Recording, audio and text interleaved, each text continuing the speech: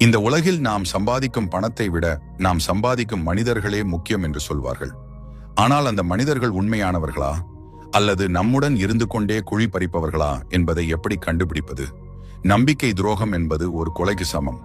நம்ப வைத்து ஏமாற்றுபவர்களை விட எதிரிகளே மேல் என்று நம் முன்னோர்கள் சொல்வார்கள். ஒரு மனிதனின் உண்மையான குணம் என்ன? அவன் நம்பத் தகுந்தவனா என்பதை அவன் முகத்தை வைத்தோ அவன் பேசும் இனிமையான வார்த்தைகளை வைத்தோ முடிவு செய்ய முடியாது. ஒருவரை முழுமையாக நம்புவதற்கு முன் இந்த 5 அறிகுறிகள் அவரிடம் இருக்கிறதா என்று சோதித்து பாருங்கள். வாருங்கள், வாழ்க்கையில் நாம் எத்தனையோ பேரை சந்திக்கிறோம். ஆனால் ஒரு இக்கட்டான சூழ்நிலை வரும்போதுதான் யார் நம்முடன் நிற்கிறார்கள், யார் நம்மை கழட்டி விடுகிறார்கள் என்பது தெரியும். முதல் மற்றும் மிக முக்கியமான அறிகுறி, தியாக குணம். ஒரு மனிதனிடம் சுயநலம் எவ்வளவு இருக்கிறது என்பதை வைத்தே அவனது நம்பிக்கையை நாம் எடை போட முடியும்.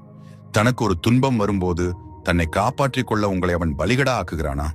அல்லது பரவாயில்லை, எனக்கு சிறிது நஷ்டம் ஏற்பட்டாலும் என் நண்பன் நன்றாக இருக்கட்டும் என்று நினைக்கிறானா? நம்மோடு சிரித்து பேசுபவர்கள் எல்லோரும் நம்மவர்கள் இல்லை. ஒரு மனிதனின் உண்மையான குணம் எல்லாம் நன்றாக நடக்கும்போது தெரிவதில்லை. நமக்கு ஒரு கஷ்டம் வரும்போது அவன் நமக்காக என்ன இழக்க தயாராக இருக்கிறான் என்பதில்தான் அவனது நம்பிக்கை அடங்கி இருக்கிறது. சிறிய விஷயங்களில் கூட தனக்கான சுகத்தை மட்டும் பார்ப்பவனை, அடுத்தவர் கஷ்டத்தை பற்றி கவலைப்படாதவனை ஒருபோதும் முழுமையாக நம்பாதீர்கள். எவன் ஒருவன் தன் நலனை விட உங்கள் நலனுக்கு முக்கியத்துவம் கொடுக்கிறானோ அவனே உண்மையான நம்பிக்கைக்குரியவன். அடுத்த முறை உங்கள் நண்பரையோ கூட்டாளியையோ நம்புவதற்கு முன் அவர்களிடம் இந்த தியாக குணம் இருக்கிறதா என்று ஒரு முறைக்கு இருமுறை யோசித்து பாருங்கள். ஆனா பணம் என்றால் பிணம் கூட வாயை பிளக்கும் என்று சொல்வார்கள். இந்த உலகில் மனிதர்களின் குணம் மாறும் இடம் எது தெரியுமா? அது பணம் புழங்கும் இடம்தான். ஒருவன் எவ்வளவு நல்லவனாக இருந்தாலும் அவனது உண்மையான முகத்தை அறிய அவனிடம் பணத்தை கொடுத்து பார்க்க வேண்டும். பண விஷயத்தில் ஒரு துளி சலனம் இருப்பவனையும் நம்பாதீர்கள். இன்று 5 ரூபாய்க்கு ஆசைப்படுபவன் நாளை 5 லட்சத்திற்கு உங்களை விற்று விடுவான். ஆனால் பணத்தை கண்ட பிறகும் குணம் மாறாதவனே உங்கள் வாழ்க்கை பயணத்திற்கு ஏற்ற உண்மையான துணை. எனவே ஒருவரை முழுமையாக நம்புவதற்கு முன் ஒரு சிறிய பணப்பொறுப்பையாவது அவரிடம் கொடுத்து பாருங்கள். கணக்கு சரியாக வந்தால் நட்பை தொடருங்கள். கணக்கு இடித்தால் உறவை துண்டித்து விடுங்கள். ஒரு மனிதன் நல்லவனா கெட்டவனா என்று தெரிந்து கொள்ள அவன் மகிழ்ச்சியாக இருக்கும்போது பார்க்காதீர்கள். மகிழ்ச்சியாக இருக்கும்போது எல்லோருமே நல்லவர்கள்தான், எல்லோருமே இனிமையாகத்தான் பேசுவார்கள். ஆனால் அவனுக்கு எப்பொழுது கோபம் வருகிறதோ அப்பொழுதுதான் அவனுக்குள் ஒளிந்திருக்கும் உண்மையான மிருகம் வெளியே வரும். 3வது மிக முக்கியமான எச்சரிக்கை அறிகுறி, கோபத்தில் வெளிப்படும் வார்த்தைகள். கோபம் வரும்போது ஒருவன் தன் நிதானத்தை இழந்து தகுதியை மறந்து நீங்கள் அவனிடம் நம்பிக்கையாக சொன்ன ரகசியங்களை எல்லாம் பொதுவெளியில் உளறுகிறான் என்றால் அவன் மிகவும் ஆபத்தானவன். அவனை ஒருபோதும் நம்பக்கூடாது.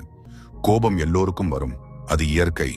ஆனால் அந்த கோபத்தில் ஒருவன் என்ன வார்த்தைகளை பயன்படுத்துகிறான் என்பதை கவனியுங்கள். கோபத்தில் உங்களை அசிங்கமாக திட்டுபவன், பழைய கஷ்டங்களை சொல்லி காட்டுபவன், முக்கியமாக நீங்கள் அவனிடம் பகிர்ந்து கொண்ட ரகசியங்களை எடுத்து உங்களையே தாக்குபவன். இவர்கள் பரம எதிரியை விட ஆபத்தானவர்கள். கோபத்திலும் எவன் ஒருவன் வரம்பு மீறாமல் இருக்கிறானோ, எவன் ஒருவன் நாவை அடக்குகிறானோ அவனே நம்பிக்கைக்கு உரியவன். எனவே ஒருவரை முழுமையாக நம்புவதற்கு முன் ஒருமுறை அவருக்கு கோபம் வரும் வரை காத்திருங்கள். அந்த கோபத்தில்தான் அவரின் உண்மையான முகம் தெரியும். நீங்கள் வெற்றி அடையும் போது உங்கள் முகத்திற்கு நேரே கை தட்டி பாராட்டுபவர்கள் பலர் இருப்பார்கள். ஆனால் அவர்களின் வார்த்தைகளை நம்பாதீர்கள். அவர்களின் கண்களையும் உடல் மொழியையும் கவனியுங்கள். வாய் சிரிக்கும், ஆனால் கண்கள் எரியும். இவன் மட்டும் எப்படி ஜெயிக்கலாம்? இவன் நாசமாக போக மாட்டானா என்று உள்ளுக்குள் புழுங்குபவன் சந்தர்ப்பம் கிடைக்கும் போது என்ன செய்வான்? நீங்கள் ஒரு தோல்வியை சந்திக்கும் போதோ அல்லது உங்களுக்கு ஒரு கஷ்டம் வரும்போதோ உங்களுக்கு ஆறுதல் சொல்ல வருபவனின் கண்களை உற்று பாருங்கள். உங்கள் துன்பத்தை கண்டு எவன் ஒருவன் உள்ளுக்குள் ஒருவித நிம்மதியை, ரகசிய மகிழ்ச்சியை அடைகிறானோ அவனே உங்களின் பரம எதிரி. உண்மையான நண்பன் உங்கள் துன்பத்தில் பங்கெடுப்பான். ஆனால் பொறாமைக்காரன், நல்லவேளை இவன் விழுந்தான் என்று உள்ளுக்குள் மகிழ்வான். உங்கள் வெற்றியில் உண்மையான மகிழ்ச்சி அடையாதவனையும் உங்கள் தோல்வியில் போலியாக வருத்தப்படுபவனையும் உங்கள் வட்டத்திற்குள் ஒருபோதும் சேர்க்காதீர்கள். அவன் கையில் மண்வெட்டி இல்லாவிட்டாலும் உங்கள் வாழ்க்கையின் வரப்புகளை அவன் எப்போது வேண்டுமானாலும் வெட்டி விடுவான். இந்த உலகத்திலேயே மிக மோசமான பாவம் எது தெரியுமா? கொலை செய்வதோ களவு செய்வதோ அல்ல. ஒருவர் நமக்கு செய்த உதவியை மறந்து அவர் முதுகிலேயே குத்துவதுதான் மன்னிக்க முடியாத பாவம். செய் நன்றி மறவாமை. நமக்கு ஒரு ஆபத்து வந்தபோது யார் கை கொடுத்தார்களோ அவர்களை நாம் உயிருள்ளவரை மறக்கக்கூடாது. ஆனால் காரியம் முடிந்ததும் கழட்டி விடுபவர்கள் மனித உருவத்தில் இருக்கும் மிருகங்கள். ஒருவன் உங்கள் கஷ்ட காலத்தில் செய்த உதவியை நேரம் வரும்போது எப்படி திருப்பிக் கொடுக்கிறான் என்பதை கவனியுங்கள். தான் ஏறி வந்த ஏணியை எட்டி உதைப்பவன், பழம் நழுவி பாலில் விழுந்ததும் தாங்கிய கிண்ணத்தை உடைப்பவன், நீ என்ன பெருசா செஞ்சிட்ட என்று கேட்பவன். இவர்கள் யாரும் மனிதர்கள் அல்ல. இவர்களை உங்கள் வாழ்க்கையில் இருந்து இன்றே இப்பொழுதே தூக்கி எறிந்து விடுங்கள். செய் நன்றி மறந்தவனுக்கும் நம்பிக்கை துரோகிக்கும் மன்னிப்பே கிடையாது. நன்றி உள்ளவர்களோடு மட்டும் பழகுங்கள். 5 அறிகுறிகளும் ஒரு மனிதனை எடை போடும் கருவிகள். தியாகம், பணத்தில் நேர்மை, கோபத்தில் வார்த்தை, அடுத்தவர் வளர்ச்சியில் பொறாமை, ரகசியம் காத்தல், செய் நன்றி, அதிகாரத்தில் நடத்தை, ஒழுக்கம், அறத்திற்கு பயப்படுதல். இந்த குணங்கள் அனைத்தும் எல்லோரிடமும் சரியாக இருக்காது. ஆனால் இதில் பெரும்பான்மையான குணங்கள் யாரிடம் இருக்கிறதோ அவரே நம்ப தகுந்தவர். தவறான மனிதர்களை தேர்ந்தெடுத்துவிட்டு பிறகு வருந்துவதை விட நிதானமாக தேர்ந்தெடுப்பதே புத்திசாலித்தனம்.